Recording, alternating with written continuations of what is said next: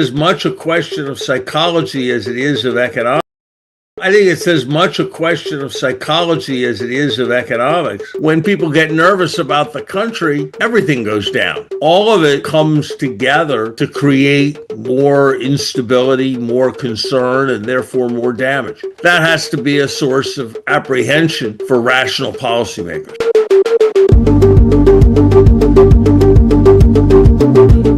For decades, America's trading partners operated on a simple strategy: sell goods to the U.S., then invest the proceeds in American assets. This benefited the U.S. enormously: cheap goods, lower interest rates, and the dollar became the de facto world currency. But that comfortable arrangement is under pressure. Today's guest sounded the alarm about the inflationary policies of the Biden administration, and now, with the U.S. slapping tariffs on both friends and rivals, he warns that we're putting something even more fundamental at risk: global trust in the U.S. dollar. So here's the question of the moment: is the dollar still a safe haven? Joining us to address that question is Lawrence Summers, former U.S. Treasury Secretary and currently Charles W. Eliot University Professor at Harvard. Larry, welcome to the call. Good to be with you. Larry, you recently said the markets are treating the U.S. like a problematic emerging market. What specific signs are leading you to that conclusion? I look, Jay, at correlation patterns. The traditional pattern in the United States is that sometimes people feel scared, more apprehensive about the future.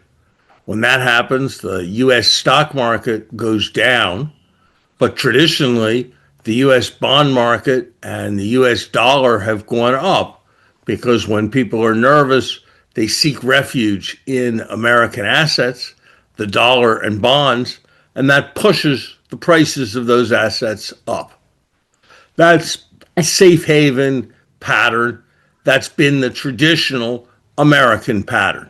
Occasionally, we've been off that pattern for a period during the Carter administration. Before Paul Volcker became head of the Fed, we were off that pattern, but that's our usual pattern. The situation is very different in Latin American countries, in emerging markets. There, when people get nervous about the country, everything goes down. The stocks go down, the bonds go down, which means yields go up, and the currency goes down as well. And if you look at the pattern, the movements, the correlation of the movements in the United States, in recent weeks since April 2nd, they've gotten much more like the emerging market pattern than they have like the traditional American pattern. And that's a sign that people aren't thinking of us the way they once did. They're thinking of us more like the way they would think about a Latin American country. And that has to be a source of apprehension for rational policymakers. Okay, now you've called this the first iatrogenic financial crisis, I hope I'm pronouncing that correctly, caused by policy, not external shocks. How do trade and the other policies that the government has pursued contribute to this moment? Well, iatrogenic illness is illness that you get not somewhere, but from the hospital in the process of being cured, a staph infection, for example. And iatrogenic volatility in financial markets, as I use the term, is when policymakers whose job it is to try to keep financial markets stable and confident undermine that stability and confidence. And we've done that in so many ways. We've done that with our tariff policies. We've done that with the volatility of our tariffs. We've done that with a near unprecedented degree of savagery in the President of the United States attacks on the independence of the central bank. We've done that with fiscal profligacy that makes people worry that ultimately we're just going to print money. We've done that by undermining the rule of law with attacks on law firms, on universities, on other traditional institutions that make people not be sure they can rely on what they've always relied on in the United States in the past. So all of it comes together to create more instability, more concern, and therefore more damage. We're putting up a chart showing that in 1974, the world's central banks held 85% of their reserves in dollars. That number has declined steadily for half a century, and last year we hit 57%. Doesn't this suggest that the dollar's decline as a safe haven has been underway for years now? I think that was kind of inevitable, and it was still consistent with the dollar being the currency that was used in the vast majority of international trade. So, yes, those trends have been with us for a long time, but I think we're at a new level of concern now. Okay, would this suggest that we are now in a period of structurally higher interest rates if the world's savers are finding other places to park their cash? I think it's a combination of the world's savers finding other places to park their cash and the U.S. budget deficit, meaning that we have much more need for cash than we had previously and engaging in much more extensive borrowing than we had previously. Both of those are likely to lead to higher interest rates. Or perhaps a different way to see it is that we had a period after the financial crisis of unusually low interest rates for a variety of reasons, and that pattern is fading away, and we're returning to more traditional patterns. Okay, doesn't that force uncomfortable policy choices? I mean, we're already spending more on servicing our debt than we are on defense at this point. I just wonder, as you look down the road, what implications this has for our policy options. I think we certainly have more debt, and that means we have more debt service, and that's a potential source of a problem because we have to cover that debt service. If we want to do so in a sound way, we're going to have to raise revenue, and we're going to have to find ways of trimming expenditures. I think trimming expenditures is frankly more difficult than many people suppose. I think many in business think of government as like a business where you could always tighten your belt and take some costs out. But the reality, as the Doge found out, is that payroll is only a quite small part of total government cost. And so this idea of taking cost out isn't really there, that it's extremely difficult politically to do something about entitlement programs. My own view, and I very much welcome the Chamber's support on this, is that we have to start by collecting the taxes that are already owed. And we have, by scaling way back IRS enforcement, created an epidemic of tax non-payment. The tax gap each year totaled over the next 10 years of taxes that are legally owed but that we don't collect is perhaps $9 trillion. I don't think we can collect all of it. I don't think we can collect half of it. But if we were running the country in a reasonable and rational way, I could believe that we could collect an additional $1 trillion. But I think we're moving very much in the wrong direction as we keep scaling back the IRS. And we have a mid-20th century IRS trying to enforce the tax law against a 21st century economy. And I think that is ultimately a very serious problem. Well, that is certainly something my colleagues here at the Chamber are considering. I've got a question here from one of our audience members. Isn't our deficit problem at its core a problem of demographics? How long can we avoid reforms of entitlements, such as raising the retirement age, means testing Social Security, et cetera, et cetera? Certainly the fact that a larger share of us are aged than used to be the case is an important contributor to our fiscal difficulty. The problem is that it's easy for me or for someone on your staff to question or to push for an increase in retirement age. But if you look at what's happening to average Americans, remember the average 65-year-old American did not go to college, does not have a college degree. If you look at their health status, it's not better than it was 15 years ago. If you look at their life expectancy, it's not better than it was 15 years ago.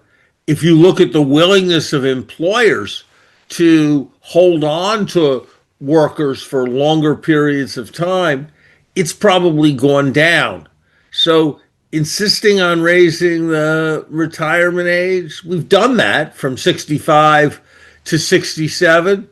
Perhaps over time there'll be a way of doing it further, but there's a tweener group that is retired, isn't yet receiving full benefits, that's having a very, very difficult time.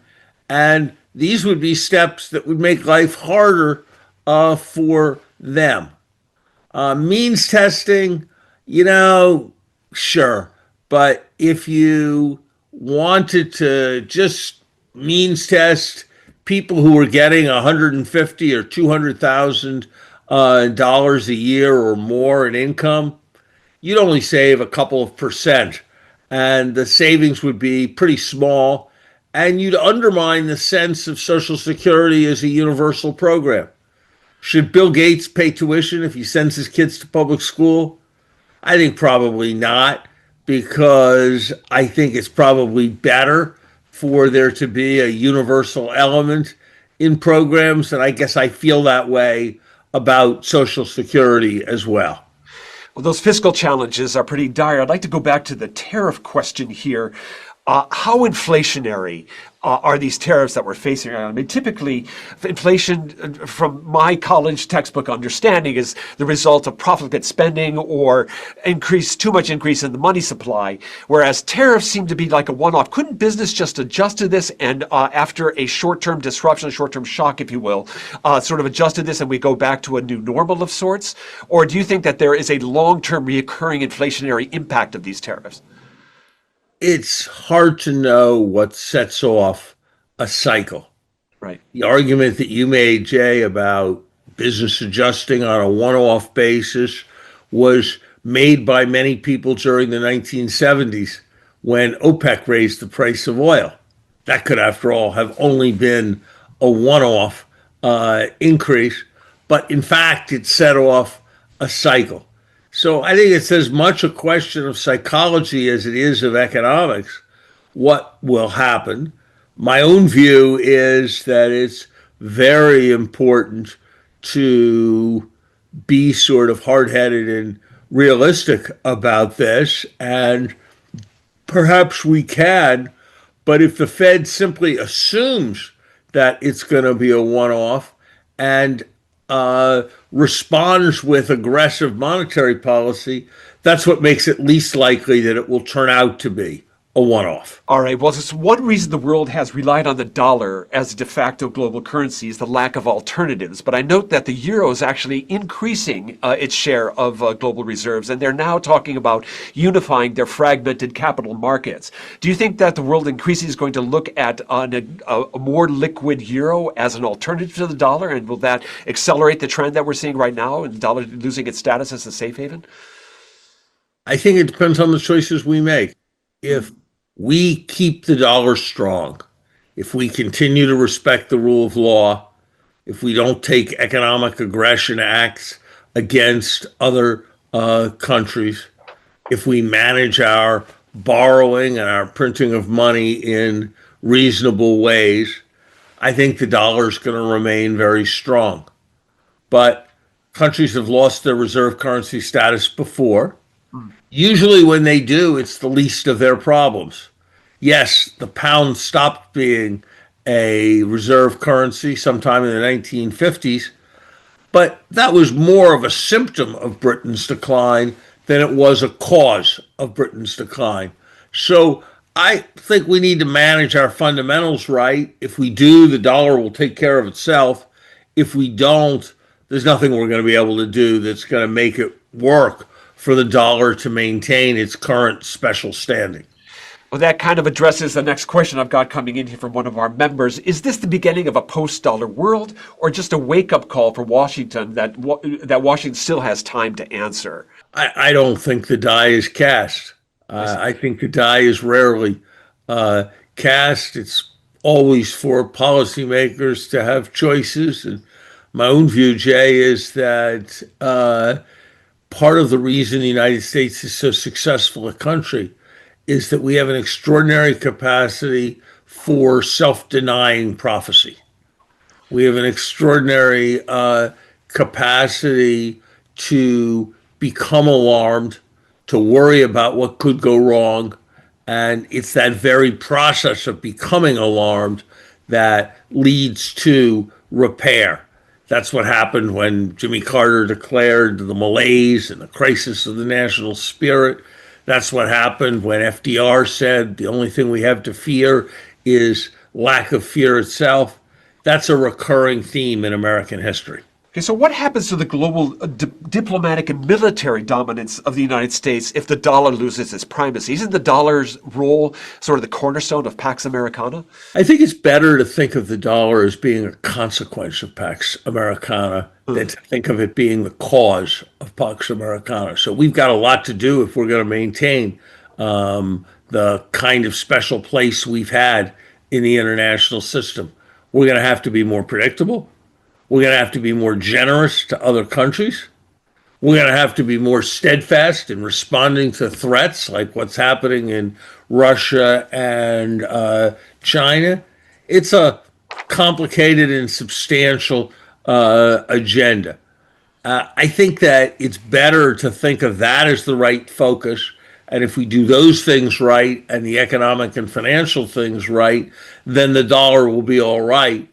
I think that's the right way to focus rather than starting with a focus on the dollar. Okay, well, I didn't think I'd get out of here with at least one question about the challenges you're facing at Harvard right now. Another member is asking, is there a way to make all students feel safe while maintaining the freedom universities need to keep contributing to innovation and growth? The first step is the federal government has to stop making unreasonable and extortionate threats. There is no reason, none, zero, why it is rational for us to be talking about kicking the daughter of the Prime Minister of Canada out of Harvard. None. And that is a symptom of a much broader and endangering thing that the federal government of the United States is doing. Guess what, Jay?